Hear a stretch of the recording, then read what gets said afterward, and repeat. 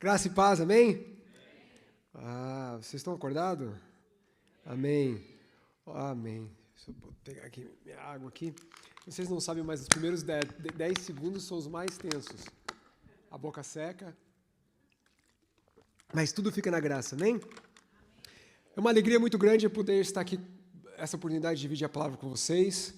Hoje, mais um fim de semana, o pastor não está aqui, mas fiquem tranquilos que semana que vem ele estará de volta. Fiquem tranquilos, a sua família, semana que vem eles estão aqui, amém? Mas vocês sabem, eu já gostaria de já entrar na palavra e não gastar muito tempo, porque eu gostaria de ter algumas coisas que Deus colocou no meu coração que eu gostaria de trazer aos irmãos. Vocês sabem que nesse ano nós estamos com um tema geral sobre Cristo em nós, amém? Quantos têm sido abençoados pelas mensagens e palavras que temos recebido? Quantos foram abençoados semana passada com a Luciana falando sobre testemunho? Amém? O tema desse mês é a vida que flui. Eu espero que cada um de vocês estejam fluindo no Espírito, amém? Nos traus durante a semana nós temos estudado sobre esse tema. E hoje aqui eu gostaria de trazer uma mensagem a vocês a respeito com o título dela, A Espera. A Espera. Irmãos, nós temos e passamos por vivemos um tempo neste mundo que é muito peculiar na história. Eu gosto muito de história, assim como meu filho Miguel, e você sempre vai perceber que a história ela sempre se repete. Mas há algo diferente que nós temos vivido na nossa sociedade hoje em dia. Mas antes de entrar no tema profundo da história, da mensagem que eu gostaria de trazer para vocês, eu gostaria de convidar a vocês a fazerem uma viagem no tempo. E tudo começa com um homem chamado Lucas. Lucas, ele era médico, um homem de detalhes que decidiu escrever uma longa carta ao seu amigo chamado Teófilo. O primeiro volume dessa correspondência nós conhecemos hoje como o Evangelho de Lucas. Naquelas páginas, ele registrou tudo o que Jesus começou a fazer e a ensinar enquanto caminhava entre nós. E porém muito interessante sobre o livro de Lucas, comparando com os outros 3 evangelhos que falam sobre a caminhada de Jesus, ele é muito detalhista, ele conta detalhes, como assim uma carta que ele está escrevendo a esse amigo dele, Teófilo. Lucas detalha por detalhes e detalhes a caminhada de Jesus, do que ele esteve e ele viu com seus próprios olhos. Mas a chegar nos últimos versículos desse primeiro relato, nós vemos Lucas deixando um gancho, como nós conhecemos no inglês, aqueles que gostam de assistir séries, ele deixa um cliffhanger, de tirar o fôlego. Ele narra o momento em que Jesus, pouco antes de subir aos céus, faz uma promessa surpreendente aos seus discípulos. Eles seriam batizados com o quê? Com o Espírito Santo. Mas agora, abrimos o segundo volume do livro, o livro do Atos dos Apóstolos, e Lucas retorna a descrever essa história da igreja. Lucas, ele começa o livro de Atos falando sobre aquela promessa, no capítulo 4 de Atos 1, com um ponto de partida para um novo tempo. É fascinante perceber que a promessa do Espírito estava escondidas como sementes prontas para brotar. Todas as vitórias e triunfos que leremos a seguir e da qual vivemos até os dias de hoje. Ali começou com Lucas relatando o que aconteceu em Atos 1. Se no primeiro livro Lucas narrou o que Jesus começou a fazer, em Atos ele nos mostra que a história não parou na ascensão de Cristo, amém? E até hoje nós podemos presenciar, viver aquilo que começou em Atos 1. Ele prossegue o registro revelando o que Jesus continuou a fazer e a ensinar. A diferença é que agora o Senhor não age mais em um corpo físico limitado ao tempo e ao espaço, mas agora Ele age pelo meio do seu Espírito Santo, movendo-se através da igreja, de mim e de você. E eu gostaria que você abrisse Atos 1, e nós vamos ler de Atos 1, de 1 a 11. Atos 1, de 1 a 11. Amém? Que diz assim, nós estamos lendo na NVI, versão NVI. Em meu livro anterior, Teófilo, tem uma vírgula aqui, escrevi a respeito de tudo que Jesus começou a fazer e a ensinar. Até o dia em que foi elevado aos céus, depois de ter dado instruções por meio do Espírito Santo aos apóstolos que havia escolhido. Versículo número 3. Depois do seu sofrimento, Jesus apresentou-se a eles e deu-lhes muitas provas indiscutíveis de que estava vivo. Apareceu-lhes por um período de 40 dias, falando-lhes acerca do reino de Deus. Versículo número 4. Certa ocasião, enquanto comia com eles. O que Jesus fazia? Jesus comia com eles. Olha só, Jesus estava ali no seio junto com os discípulos, ele estava comendo com eles. E ele disse, esta ordem, não saiam de Jerusalém, mas esperem, e grife aí na sua Bíblia, esperem pela promessa de meu Pai, da qual lhes falei. Pois João batizou com água, mas dentro de poucos dias vocês serão batizados com o quê? Com o Espírito Santo. Você pode repetir? Vocês serão batizados com o Espírito Santo. Versículo número 6. Então os que estavam reunidos lhe perguntaram, Senhor, é neste tempo que vais restaurar o reino de Israel? Ele lhes respondeu, não lhes compete saber os tempos ou datas que o Pai estabeleceu pela sua própria autoridade. No versículo número 8, mas, olha o porém, Jesus diz, receberão poder quando o Espírito Santo descer sobre vocês e serão as minhas testemunhas em Jerusalém, em toda a Judéia e Samaria e até os confins da terra. Tendo dito isso, foi elevado às alturas, enquanto eles olhavam, e em uma nuvem o encobriu da vista deles. E eles ficaram com seus olhos fixos no céu, enquanto ele subia. De repente, surgiram diante dele o quê? 2 homens vestidos de branco, que lhes disseram, Galileus, por que vocês estão olhando para o céu? Este mesmo Jesus, que dentre vocês foi levado aos céus, ele voltará da mesma forma como o viram subir. Amém? Pedir que você fechasse os seus olhos neste momento. Vamos orar ao Senhor. Feche os seus olhos. Oh, Senhor, nós te damos graças, Jesus. Te damos graças pelo teu amor, Pai. Te damos graças, Senhor, porque hoje vivemos, Senhor, um tempo peculiar, um tempo, Senhor, que muitas das vezes parece difícil. Olhamos as notícias, olhamos, Senhor, aquilo que está acontecendo no mundo e nos assustamos. E muitas das vezes, Senhor, nos esquecemos, Senhor, de escutar, Senhor, e de relembrar a Tua promessa que Tu tem para comigo e com o meu irmão e com a Tua igreja, Jesus. Que Tu derramará o Teu Espírito, que o Teu Espírito Santo está neste lugar, que o Teu Espírito se move neste lugar, Ele está aqui como um consolar, para nos interceder por nós, Jesus. Pai, que neste momento, Pai, que nessa noite, nesses próximos 40 minutos, Senhor, essa próxima hora, Senhor, que Tu esteja fluindo no nosso meio, abrindo o nosso coração, Senhor, abrindo a nossa mente, os nossos ouvidos, para que possamos, Senhor, escutar a Tua palavra, Jesus. Pai, Tu sabes, Jesus, e eu sei muito bem que eu não tenho capacidade, Senhor, humana, Pai, para ensinar, Senhor, para transmitir algo, Senhor, sobrenatural. Tu faz a obra, Senhor, eu quero somente ser o Teu canal. Que, Senhor, Tu possas agir na minha vida e que nessa noite, Senhor, possamos sair daqui, Senhor, preenchidos por Ti e impactados pela Tua palavra. Em nome de Jesus, amém e amém. Quantos podem dar um amém?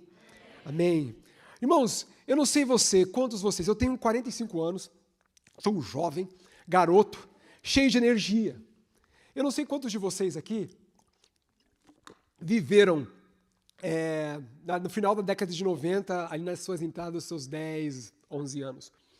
Vocês sabem que no Brasil, naquela época, pelo menos eu vim para cá com 14, era um tempo das diretas já, né? Era um tempo onde a inflação era muito alta, era um tempo em que a economia do Brasil estava muito fragilizada, era um tempo em que o Collor foi presidente, que ele tirou o dinheiro de muitas pessoas, nós sabemos disso tudo. Mas algo me impactou muito naqueles tempos. Eu tinha mais ou menos uns 9, 10 anos, e falando disso, porque eu trago essa história do Brasil naquela época, porque a minha escola que eu estudava era uma escola estadual, ela teve uma greve, tinha muita greve naquela época no Brasil. E naquele ano, não me lembro se era um ano de 89, provavelmente foi 1990, teve uma greve de 2 meses de escola. E foi bem no começo do ano. A escola geralmente no Rio Grande do Sul começava no final de fevereiro, ali no começo de março, logo depois do carnaval. E a escola não começou, ficou 2 meses parado. Para a criança, beleza, ótimo. Só que a escola voltou. E quando ela voltou, os professores, os magistrados, aí entenderam e souberam que, nós não temos os dias suficientes até o final do ano para darmos as aulas necessárias. Então, o que eles fizeram? Eles começaram a dar aulas em certos sábados. Então, certos sábados eu tinha que ir para a escola. Geralmente não iríamos, mas pelo menos eu não sei, não me lembro muito, mas talvez 2 sábados por mês eu tinha que ir para a escola. E um belo sábado, eu acordo de manhã e eu vou para a escola. Assim, eu tinha 9, 10 anos, meus pais eram um mundo diferente. Meus pais, eles não me levavam para a escola, eu caminhava. Minha escola era um pouquinho longe, vamos dizer assim, uns 4 a 5 quilômetros. E eu ia caminhando. Algumas vezes ia de ônibus, quando tinha um dinheirinho, quando não tinha, ia caminhando. E nesse sábado eu fui para a escola, de manhã cedo, provavelmente ali por volta das 7h30 da manhã. Chego em casa, volta dos 11h30, meio-dia. A escola, mesmo que eles davam aula no sábado, era um pouquinho curto, um período de tempo mais curto. Chego em casa, morávamos num apartamento, que recém tínhamos mudado para lá, era numa avenida bem movimentada, chamada Assis Brasil. Se você conhece Porto Alegre, você vai ver que tem um viaduto, que agora eu não me lembro o nome dele, que era no lado do Zafari, e ali tinha a Avenida Assis Brasil, e eu morava bem ali, no lado de uma loja que chamava Empo. Estou dando bastante detalhes para você perceber o que eu estou falando. E ali eu entrei no meu prédio, como um bom dia, provavelmente com a minha bolsinha atrás, um shortzinho, porque era um dia quente, e eu vou para entrar na minha casa. O que acontece, irmãos? Quando eu vou abrir a porta não abre.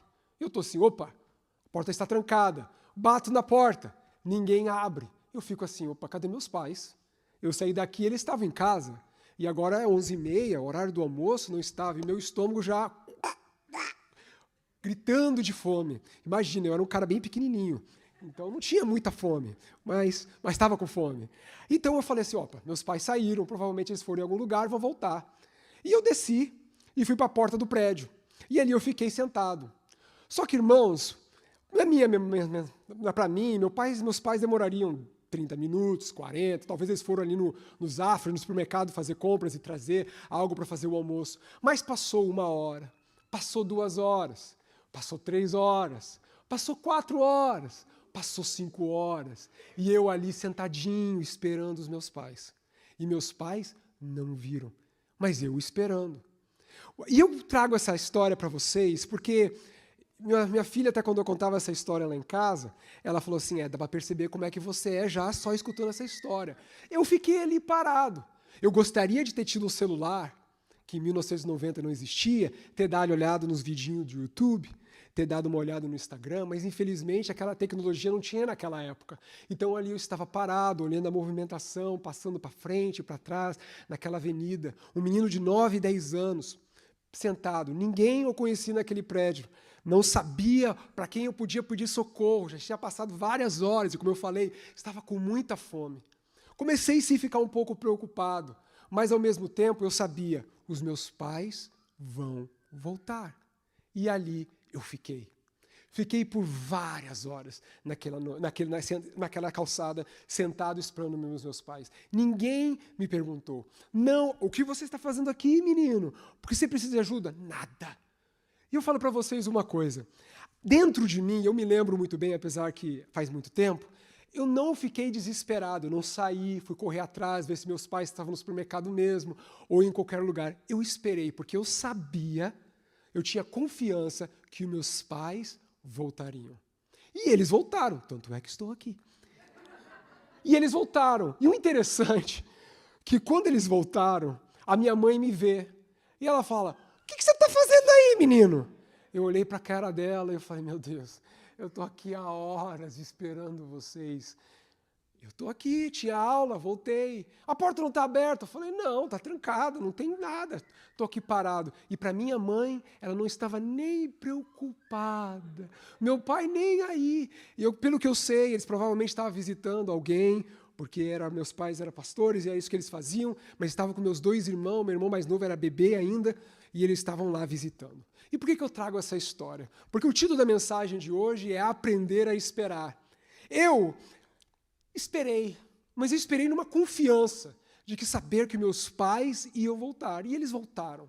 Mas hoje nós vivemos numa época, num tempo, que muitos sociólogos chamam da cultura do imediatismo, ou a geração do clique. Eu gosto de falar mais assim, que é a geração do microwave, aquela que gosta de tudo pronto na hora e agora. Tenho certeza Verdade. Se fosse a Raquel, o Miguel, o Daniel, que tivesse passado por isso que eu passei, eles teriam vazado. E teriam reclamado se quando eu chegasse, cadê você? Eu estou aqui há 30 minutos, porque é assim. Vou te contar uma história. Ela falou que eu não ia contar nenhuma história sobre ela, mas eu vou contar. A Raquel chega da escola por volta das 2h30, ela vem do ônibus. Só que o ônibus entrega ela lá na porta. E ela sabe o que ela faz a gente fazer? Pegar o carro, dar 2 milhazinhas e buscar ela, porque ela não consegue caminhar 1,5 milha. Os nossos filhos, nós hoje, nós não podemos esperar. Nós vivemos numa cultura do imediatismo. E há 3 pontos específicos que eu gostaria de salientar aqui para você. E talvez você vai ver num desses pontos encaixe em você. Porque mesmo quando 9, 10 anos eu soube esperar meus pais, hoje eu não sou mais tão paciente assim. A primeira delas é a ditadura da conveniência. No mundo que nós vivemos hoje, a tecnologia, ela eliminou quase todo o intervalo entre o desejo e a gratificação. Compras em um clique, entregas no mesmo dia, streamings acabaram com a necessidade de exercitar a paciência. Quem se lembra da época do Blockbuster? Que você ia lá para alugar um vídeo, chegava lá e olhava, você quer, eu quero assistir o Terminator. Aí você chegava lá, levaram o último. Não tem mais nenhum. E você falava, e agora, o que eu vou assistir? Pega o outro. Aí você pegava lá, sei lá, Scream, 4, não devia, mas pegava. Eu me lembro uma vez, eu fui pro Blockbuster, nós morava ali em Kearney, o Blockbuster era em North Arlington, no lado, e eu entrei lá no Blockbuster, provavelmente eu estava com a Mariana, e eu entrei lá, nós queríamos assistir um filme, eu não me lembro qual o filme que era, e estava lá, tinha só um DVD, mas eu falei assim, eu não vou pegar agora, eu vou só olhar ali se tem um outro, porque é por título do filme, né, e vai pela letra A, B, C, D, antigamente era assim, e eu fui só ver o outro lado. Quando eu volto para pegar o filme, tá o rapaz pegando o filme que eu queria pegar, e eu falei, não. Porque nós vivemos e hoje isso acabou. Quem é que vai para o Blockbuster esperar pegar um filme? Ninguém. Nós temos a tecnologia, você entra no Netflix, aperta, eu quero esse aqui. E aí sabe o que acontece? Nós até ficamos num tédio, porque você fica lá escolhendo o filme. Hoje eu não vou assistir esse. Não, eu não quero esse. E passa 1 hora, 30, 40, 1h30, você fala assim, já podia ter assistido um filme, mas eu estou aqui escolhendo. Prime não tem nada bom hoje. Netflix, não tem nada. Porque a tecnologia nos levou ao quê? A eliminar o desejo da gratificação, de esperar. Hoje nós queremos tudo agora, pronto, não queremos esperar. A outra coisa que o mundo que nós vivemos hoje é a ansiedade do silêncio.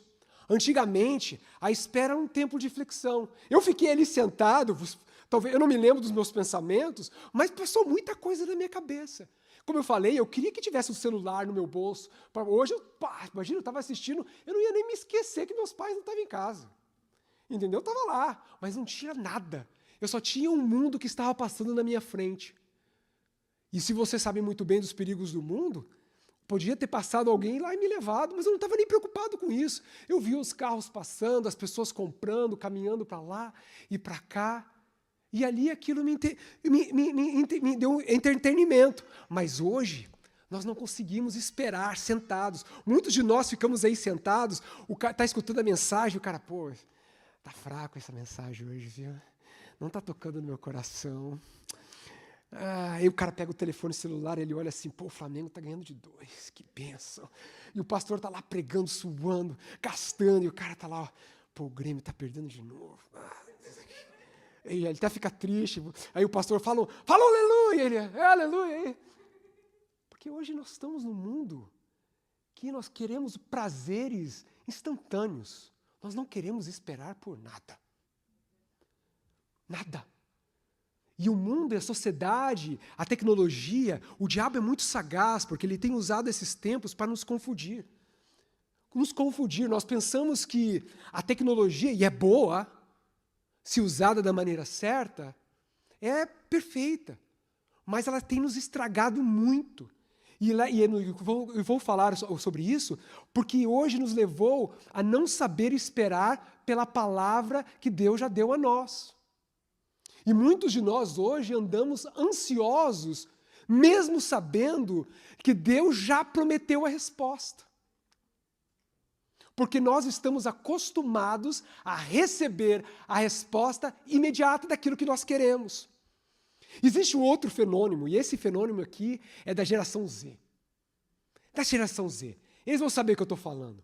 O fenômeno do FOMO, the fear of missing out, o medo de estar perdendo algo, né? Faça com que a espera seja vista como tempo perdido. Eu esperar aqui, esse cara não dá nem atenção para mim.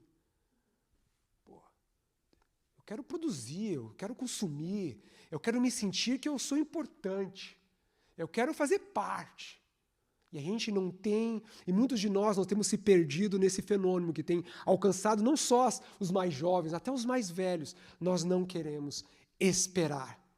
Mas, amado, toda essa pressão, essa ditadura do clique, esse mundo, a sociedade que nós vivemos, ele traz uma ansiedade que tem nos roubado a paz. Tudo isso denuncia uma única coisa, que nós ainda não entendemos a profundidade do que significa Cristo em nós. Cristo em nós. Porque uma coisa é certa, que se nós entendermos o que significa Cristo em nós, eu vou explicar para você rapidinho. Morte. Porque quando Cristo está em nós, a nossa vontade não tem mais valor. E se a minha e a sua vontade não tem mais valor, nós não andamos ansiosos, porque não é mais eu que vivo, mas Cristo que vive em nós.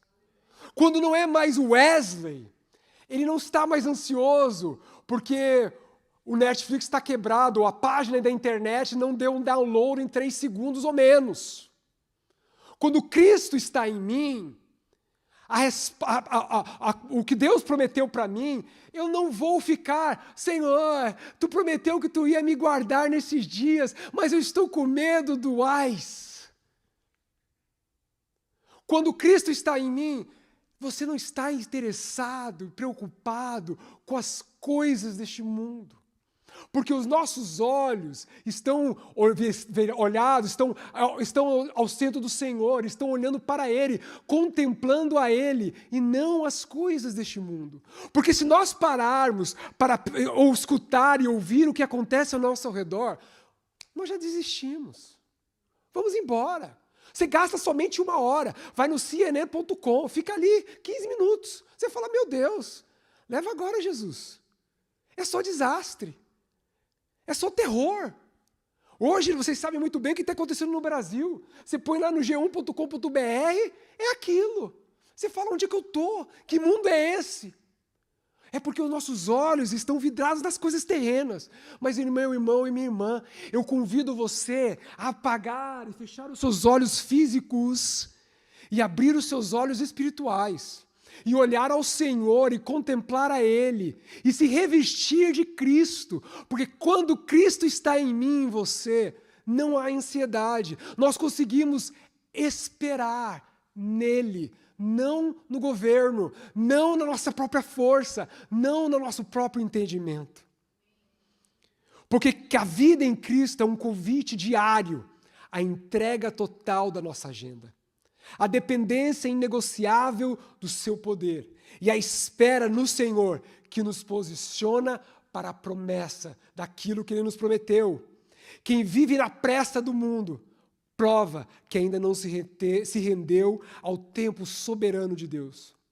O período que mediou a obra consumada de Jesus na cruz e o nascimento da igreja foi exato 50 dias. Como nós lemos ali, Jesus passou 40 dias com os discípulos. Mas entre o período da cruz até o dia de Pentecostes, que é Atos 2, o próximo capítulo que nós lemos depois de 1, foram 50 dias. Este tempo de 50 dias não foi vazio. E nós podemos dividir ele em 2 fases cruciais.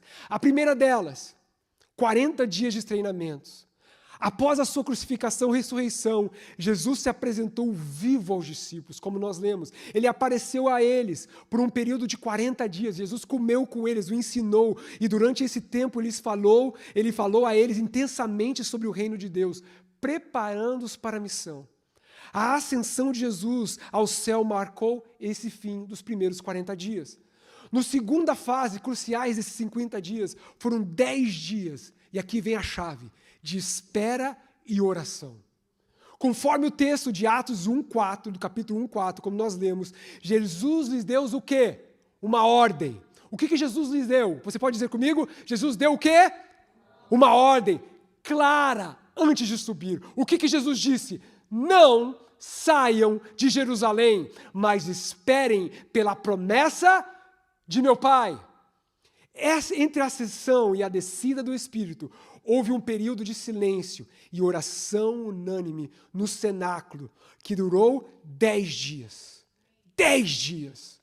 Portanto, o cumprimento da promessa em Pentecostes aconteceu 50 dias após a ressurreição de Cristo.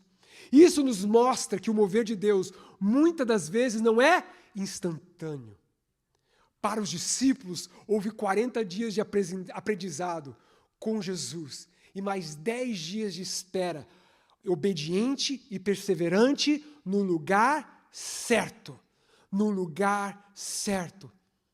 Mas, irmãos, infelizmente, nós temos que trazer essa palavra aos nossos dias, porque no meio dessa cultura do imediatismo que nós vivemos, onde a demora gera estresse e irritação, a tentação de desistir, ela é imensa. Ela é imensa. E aqui nós podemos gastar um bom tempo, que talvez não são os 20 minutos que tem ali no relógio para me falar. Mas aqui nós podemos gastar muito tempo a respeito do tempo de como igreja nós temos vivido. Irmão, o Senhor tem operado no nosso meio? Você pode dizer amém? Amém. Ele tem sim. Ele tem trago cura, Ele tem trago libertação, vidas têm sido curadas, vidas têm sido libertas, porque o Espírito de Deus está neste lugar. Mas você poderia concordar comigo que Ele pode muito mais do que Ele tem feito em nosso meio, não? Ele prometeu muito mais. Nós lemos em Joel que nos últimos dias, jovens profetizarão, velhos terão visões. Temos visto isso? Sim, mas não com a intensidade que eu desejo e que eu sei que o Senhor quer derramar sobre nós. Eu acredito que estamos vivendo um tempo de, talvez, se você quiser comparar com esses 10 dias aqui dos discípulos, esse tempo, um tempo de espera. Mas, infelizmente, há muitos na igreja, eu digo igreja mundial, muitos na igreja, que eles têm não desistido, mas muitas das vezes fabricado um mover que ali Deus não está ainda. E em vez de estar como os discípulos estavam, esperando, obedientes na promessa do Senhor, orando e buscando, muitos estão buscando técnicas que esse mundo oferece para trazer e agregar pessoas. Muitos estão usando técnicas de tecnologia ou trazendo métodos inovadores para trazer pessoas para dentro dos templos. Muitos têm usado palavras que persuasivam as pessoas a aceitar um Cristo, com o evangelho minguado, um evangelho não tão sólido, um evangelho que aceita tudo, porque eles não estão esperando o mover. O mover do Espírito Santo vai cair e derramar sobre nossas vidas sobre algo sobrenatural. Eu acredito nisso porque o Senhor prometeu e assim Ele fará. Os discípulos nos mostram que a obediência é testada justamente no silêncio. Justamente no silêncio. A espera obediente é o que prepara o nosso odre para receber o vinho novo. Eu vou repetir, a espera obediente é o que prepara o nosso odre para receber o vinho novo. Irmãos, se aqueles discípulos tivessem saído no 9º dia, eles teriam perdido a promessa do 10º dia. Para que possamos mergulhar em um entendimento prático de que a vida que flui no Espírito, eu gostaria de refletir com vocês 3 pontos, 3 pilares que definem e ativam essa realidade entre nós. O primeiro deles, a espera deve ser com obediência irrestrita. Eu vou repetir, a nossa espera no Senhor, ela deve ser com obediência irrestrita. A ordem que precede uma promessa, em Atos 1:4, diz assim, Jesus disse àqueles discípulos, não se ausentem de Jerusalém, mas esperem pela promessa de meu Pai. Não se ausentem. A obediência irrestrita, ela começa aqui. Jerusalém, irmãos, naquela época, era um lugar muito, mas muito perigoso para os discípulos. Jesus era um lugar onde o Mestre Jesus havia acabado de ser crucificado. A lógica humana diria àqueles discípulos, fujam, Saiam daqui, vai para a Galileia, vai para Betânia, vai para outro lugar, saia. Os romanos estão atrás, os religiosos estão atrás de vocês. Mas Jesus disse o que a eles? Fiquem em Jerusalém. E aqui nós podemos aprender o primeiro ponto. Muitas das vezes, nós temos fugido daquilo que Deus tem mandado a fazer. Porque nós estamos com medo. Porque nós não temos, sabe o quê? Uma palavra com duas letras. Fé. E nós fugimos. Saímos fora. Deixamos de fazer o que Deus nos ordenou, porque nós temos medo, porque estamos em Jerusalém. Num período em que há perseguição.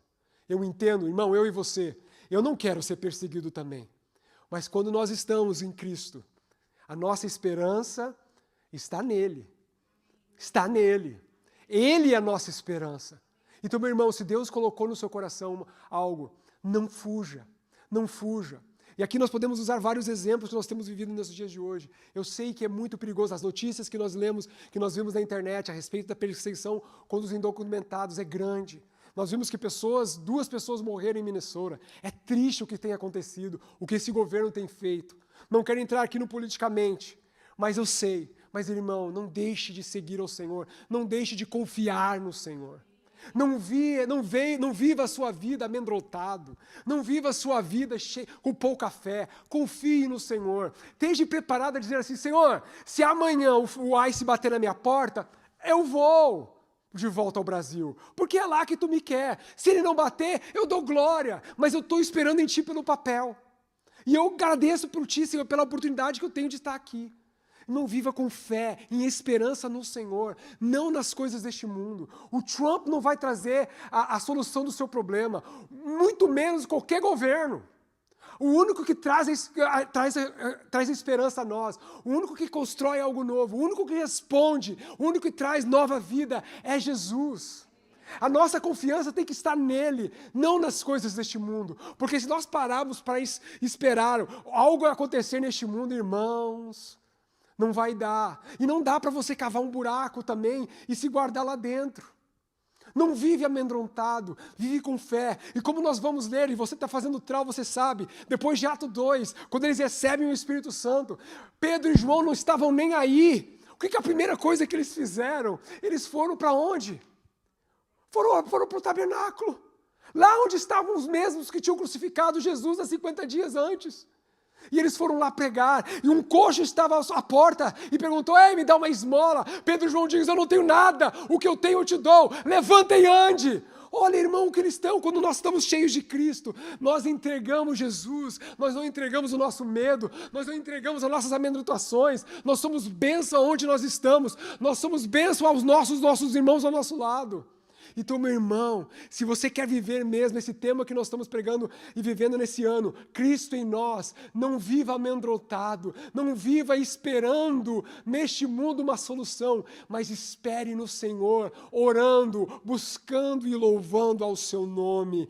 Aleluia! E algo muito importante que isso leva a nós também a entender que a unidade, ela é um fruto da obediência. O texto diz que ao chegar o dia de Pentecostes, ali no Atos 2, estavam o quê?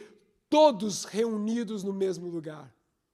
A espera, ela é nunca solitária. E é por isso que nós somos corpo, nós somos igreja. Nós ajudamos uns aos outros, nós vivemos juntos, nós compartilhamos a nossa dor uns com os outros. Nós vivemos em corpo e em família. Porque a obediência restrita levou 120 pessoas a abrirem mão das suas agendas pessoais por 10 dias. Eles não sabiam quanto o Espírito viria. Meu, hoje, quando nós lemos a história, a gente pode dizer assim, não, eles sabiam que no Pentecostes o Espírito ia sair. Eles ficaram lá no cenáculo, lá no upper room, esperando, tranquilo. 10 dias o Espírito Santo vem, eu vou estar andando no fogo. Não, só eles tinham uma promessa que Jesus prometeu que derramaria, mas eles não sabiam quanto tempo. Eles ficaram ali 10 dias, mas se tivessem que ficar 2 semanas, 3 semanas, 4 semanas, 1 mês, 6 meses, eles ali ficariam, porque eles sabiam que o Senhor Jesus, aquele que eles viram ser crucificado, ressuscitar no 3º dia, a sua palavra nunca volta vazia, e é a mesma palavra que Jesus deu a eles, Jesus dá a mim a você, Ele derramará sobre nós o seu Espírito, e eu e você andaremos cheios dele. Mas, irmãos, basta que nós, o quê? Obedecemos, buscamos a Ele em oração. Esperar sem obediência é apenas perda de tempo. Eu vou repetir para você entender bem. Esperar sem obediência é apenas perda de tempo. Mas esperar em obediência, com obediência, é um ato de adoração. É um ato de adoração. Entre a ascensão de Jesus e o Pentecoste houve silêncio. Nada aconteceu, externamente por vários dias. A obediência, irmãos, irrestrita, ela é testada justamente no silêncio. A geração do clique, a nossa geração que nós vivemos hoje desiste quando Deus não responde imediatamente. Mas os discípulos nos ensinam que a espera obediente é o que prepara o odre para receber o vinho novo. Se eles tivessem saído mais uma vez no 9º dia, no 5º dia, eles teriam perdido a promessa. Eles teriam perdido a promessa. Por isso eu declaro a vocês, a consequência de obedecer irrestritamente a palavra do Senhor levou os discípulos daqueles dias a viver em Atos 2. Ou levou os discípulos a sentir o som de um vento impetuoso e as línguas de fogo caíram sobre eles. O Espírito Santo encheu aquelas pessoas que estavam posicionadas em obediência. Em obediência. O segundo ponto que eu gostaria de trazer a vocês: a espera, ela deve ser com perseverança inabalável.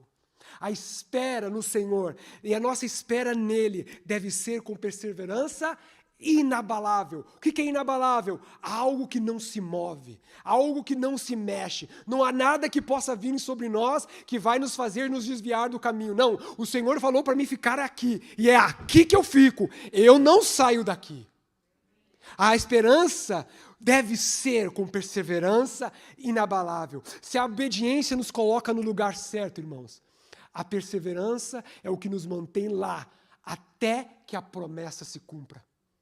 De novo, em Atos 1,4, Jesus estabelece um teste de resistência a eles. Jesus diz: esperem, esperem. Jesus não disse por quanto tempo. Ele não deu um cronograma. Ele não falou, espere aqui que no Pentecoste fica tranquilo que vai vir. Ele falou, você leu isso? Não. Ele disse, esperem em Jerusalém. A perseverança inabalável é a capacidade de permanecer firme entre a promessa feita e a promessa cumprida. Neste espaço de tempo entre a promessa feita e a promessa cumprida, muitos desistem, infelizmente. Muitos se acomodam. Muitos param de buscar e se perdem. Mas que isso não seja com você, irmãos. Isso não seja com você. Uma coisa interessante que eu gostaria de trazer a vocês aqui é que um detalhe que quando nós lemos e estudamos, principalmente no final da carta de Lucas, versículo 24, e o começo de Atos 1, a Bíblia nos mostra que 120 pessoas começaram a esperar. Estavam lá e esperaram pelo descer do Espírito Santo. No entanto, quando Jesus esteve nos seus 40 dias ali com os discípulos, Jesus apareceu a mais de quantas? 500 pessoas após a ressurreição. Aí eu te faço uma pergunta. Aonde estavam esses 380 mané? Aonde estavam eles? Eles provavelmente desistiram no caminho. Que não seja eu e nem você, entre esses 380, que desistem do caminho. Imagina você, o dia glorioso em que o Espírito Santo caiu sobre aquele lugar, sobre aquele lugar onde eles estavam reunidos em oração incessante ao Senhor. 120 receberam, mas 500 discípulos que começaram com Jesus na caminhada, depois da sua ressurreição, imagina, eles viram Jesus, eles viram as marcas, eles sentiram o toque, eles viram as mãos do Senhor perfuradas, e mesmo assim, no espaço de alguns dias, eles desistiram. Isso te mostra, a mim e para você, como eu e você somos carnais e nós não prestamos nada sem o Espírito Santo. Nada! Nós vemos o Senhor mover, nós vemos Ele trabalhar, nós vemos os seus milagres e mesmo assim nós desistimos. Poxa! Porque muitas vezes eu me pergunto ao Senhor, por que eu não sou tão carnal? Aí a resposta está ali, porque eu sou carne. E a minha carne tem que estar crucificada na cruz. Porque quando Cristo está em mim, eu morri. Se Cristo está em mim, o Wesley não vive mais. É a vontade dele. E é por isso que muitos desistem. Porque Cristo não está nele. Cristo não está em nós. Irmão, quando Cristo está em nós, a nossa vida, o nosso modo de viver é diferente. É outro vibe. É outra. Nós não andamos ansiosos. Nós não andamos preocupados. Nós não andamos reclamando, murmurando das coisas. Porque os nossos olhos estão nele. Irmãos, que quando nossos olhos estão fixados nele, não tem nada que está à direita, à esquerda, atrás. Nenhuma perturbação nos perturba. Porque a sua imagem, o seu rosto, e nós lemos, se você lê em Apocalipse, você vai ver os seus olhos brilham como fogo. Ele resplandece glória. Ele resplandece poder. Quem não deixa de olhar ao Senhor e diz, eu não quero? Não tem como. Olhar ao Senhor é uma alegria. E deve ser a nossa busca insensável, sem parar, o tempo todo. Senhor, irmãos, quando nós nos reunimos, quando estamos na nossa casa, nos nossos dia a dia, nos nossos afazeres, nossa busca tem que ser completa no Senhor. Não podemos deixar que as coisas deste mundo, esse sistema que nós temos vivendo, nos envelopar, nos embrulhar, nos tornarmos iguais a este mundo, consumista, querendo no imediatismo, e se vivendo ansiosos. Mas vamos olhar ao Senhor, vamos buscar a sua presença e olhar a Ele, obediente, porque assim, quando a luta vier, nós vamos estar inabaláveis. A luta vai vir e nós vamos dizer, não, eu não saio daqui. O Senhor me prometeu. Pode durar uma semana, pode durar 3 horas, pode durar 1 ano, pode durar 5, pode durar o tempo que for, mas eu quero o Senhor e Ele prometeu e aqui eu fico. Perseverar é não permitir que o relógio do mundo roube a nossa confiança no decreto de Deus. Jerusalém era o centro da perseguição. Perseverar ali exigia uma coragem que não vinha de homens. Mas os discípulos, aqueles 120, permaneceram em oração unânime. E aqui é outra chave para você. Irmão, tenha uma vida de oração. Tenha uma vida de oração diária. Não somente para você levantar, estou orando no carro. Ok, beleza, ore no carro mesmo para ninguém não se acidentar. Mas, irmão, tenha o seu tempo devocional. Tenha o seu tempo de busca. Joelhe os seus joelhos ao chão. Se ajoelhe ao chão e ore e busque ao Senhor. Sem cessar, busque ao Senhor. Eu vou ser sincero com vocês, muitas das vezes eu passo os meus problemas da minha vida e eu consigo detectar, sem dúvida nenhuma, que a falta de uma vida de oração é o meu maior problema. Porque quando nós oramos, quando nós estamos conectados diariamente com o Senhor, quando nós temos um relacionamento íntimo com Ele, a nossa alegria não vem das coisas deste mundo.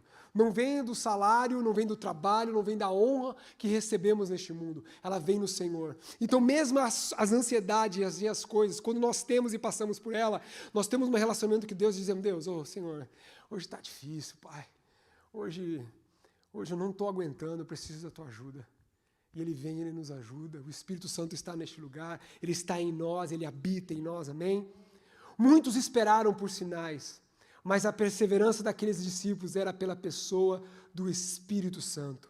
E eles esperavam o que o Pai prometera. Mas quando nossa perseverança está em Cristo, nós ficamos no cenáculo, o tempo que for necessário. E eu sei que eu usei essa palavra cenáculo algumas vezes, e eu gostaria de explicar para você o que é o cenáculo. A palavra cenáculo vem do latim, que significa literalmente uma sala de ceia, ou aposento superior. Era fisicamente um quarto grande no andar de cima, em uma casa em Jerusalém.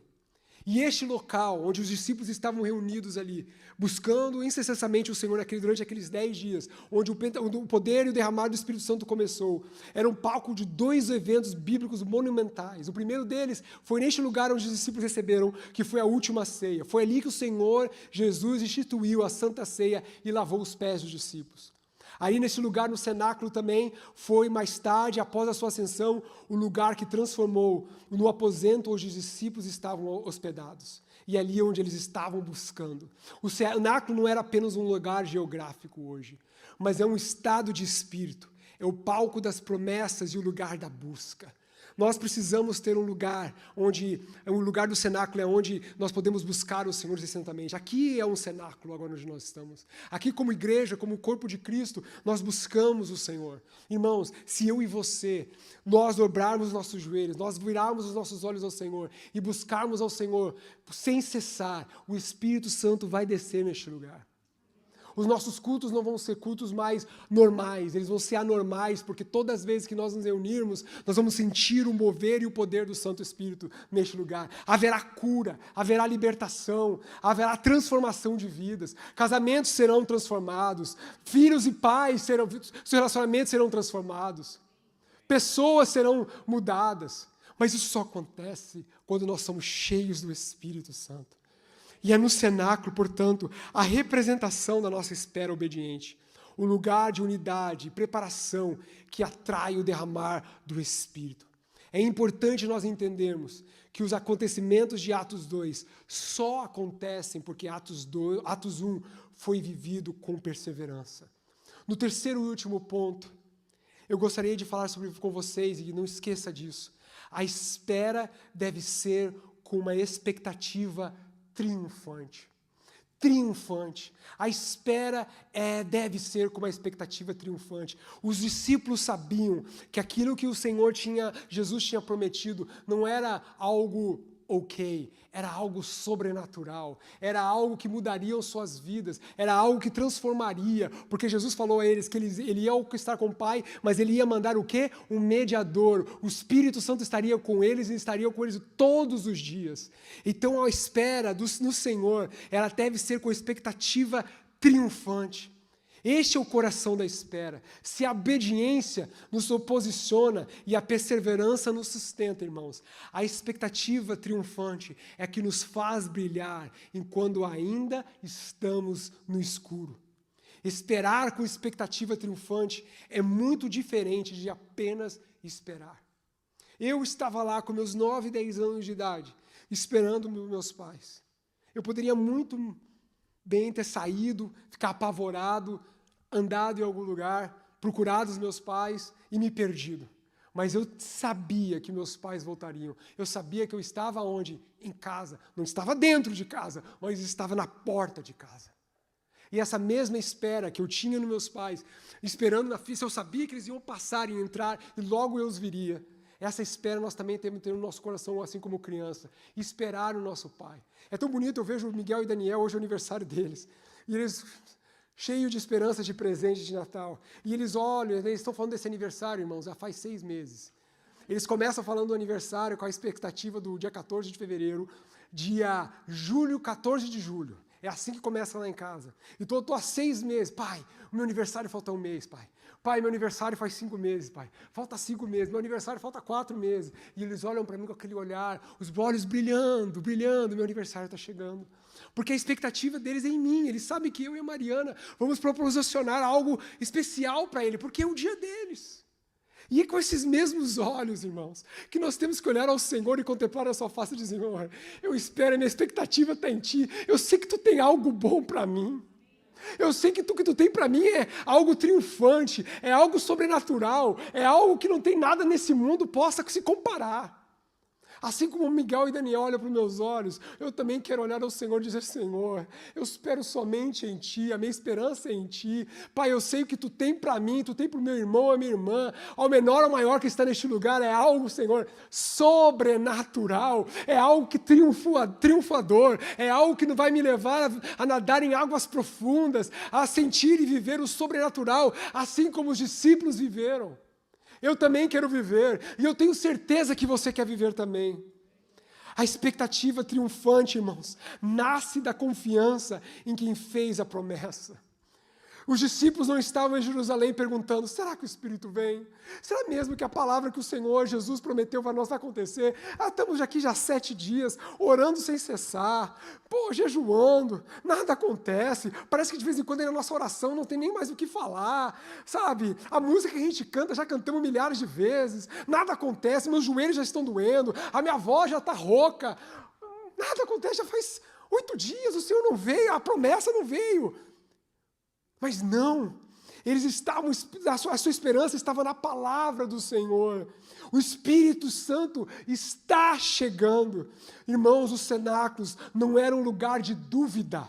Não era um lugar de dúvida, pelo contrário, ele era um lugar tomado pela grande e santa expectativa. Os discípulos não estavam em incerteza, mas eles estavam em plena convicção. Eles sabiam que a promessa de Jesus se cumpriria, fosse em dias ou em meses. A fidelidade de Cristo era a âncora que os mantinha inabaláveis da sua palavra. Irmãos, eu convido a você a se ficar inabalável na palavra do Senhor. Ele prometeu a mim e para você, o que está escrito neste livro não é somente uma história, não é somente um conto de fadas, mas é uma verdade que é escrita pelo Rei que criou os céus e a terra, o Senhor Jesus que veio e habitou entre nós, viveu aqui por 33 anos e meio, foi uma cruz, morreu e foi crucificado por mim e por você, mas Ele ressuscitou no 3º dia e disse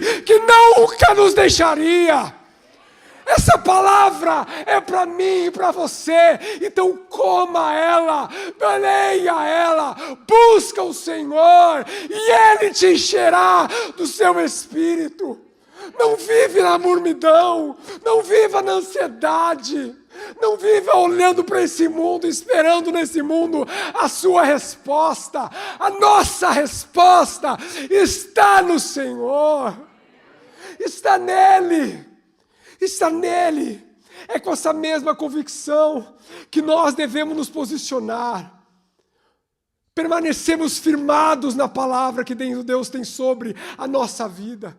Ele prometeu derramar o seu Espírito sobre toda a carne. Sobre toda a carne. E esta, irmãos, está plenamente válida e disponível para mim e para você, nesse exato momento. Eu pediria que você se levantasse neste momento e que o louvor viesse aqui à frente. Irmãos, embora o livro de Atos escreva o período de espera como um tempo de oração, o Evangelho de Lucas nos dá um grande detalhe. Ele disse, eles voltaram para Jerusalém com grande alegria, e estavam continuamente no templo, bendizendo a Deus. Isto é uma expectativa triunfante, é ter o cântico da vitória nos lábios, enquanto as mãos ainda estão vazias, é adorar pelo que Deus vai fazer, como Ele já tivesse feito.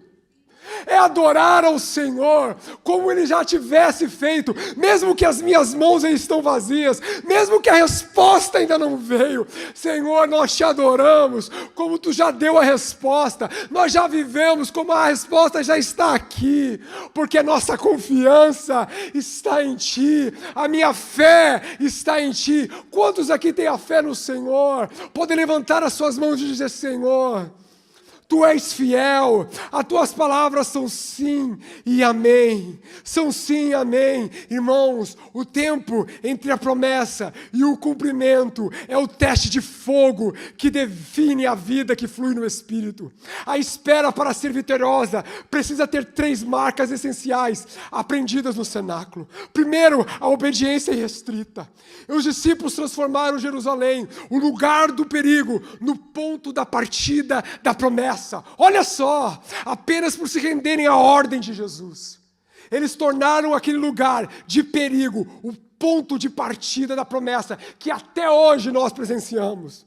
Obedecer é esperar onde Deus nos mandou, mesmo que seja desconfortável. Segundo, a perseverança inabalável. No silêncio de 10 dias, a oração se tornou o oxigênio que mantém os discípulos vivos. A perseverança, ela é o filtro de Deus. Ele procura vasos que suportam a pressão da espera sem quebrar. E terceiro, a expectativa triunfante. É a certeza inabalável de que a promessa do Pai não falhará. É ter o cântico da vitória nos lábios, e mesmo que nossas mãos ainda estejam vazias, é a nossa confiança que nos faz brilhar em glória, mesmo em meio à escuridão da espera. Meus irmãos, o tempo de Deus não é um atraso, é uma preparação. Sua espera não é uma perda de tempo, mas sim a sala de parto para o mover de Deus em sua vida. O Espírito Santo está disponível para mim e para você, mas ele se derrama sobre a mente aqueles que estão posicionados em obediência, firmes em perseverança e radiantes na expectativa da sua palavra. Não permita que a cultura deste mundo roube a sua fé no tempo soberano de Deus. Que vive na pressa desse mundo, prova que ainda não se rendeu ao tempo de Deus. E eu te pergunto nessa noite, você está disposto a permanecer no cenáculo do Senhor, louvando ao Rei que é digno de ser louvado, sim ou não? Vamos, irmãos, louve o seu nome, levante as suas mãos aos céus e declare: Senhor, eu permaneço firme em ti, Jesus.